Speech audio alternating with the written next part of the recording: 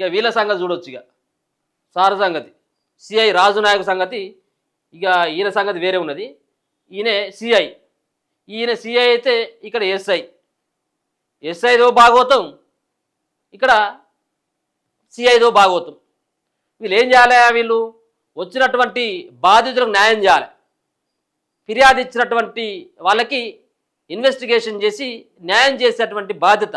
కాకి యూనిఫామ్ వేసుకుంటే ఒక రకమైనటువంటి ఇన్స్పిరేషన్గా ఉండాల్సినటువంటి పోలీసులు ఫిర్యాదును తీసుకొని, ఫిర్యాదులో ఉన్నటువంటి నెంబర్ని తీసుకొని మహిళకు ఫోన్ చేసి ప్రెగ్నెంట్ చేసేటువంటి వ్యవహారానికి వచ్చింది.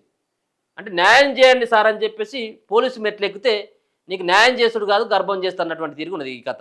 ఈ కాకి కాదు కామందుడు అని నిన్ననే నేను ఒక వార్త చేసిన.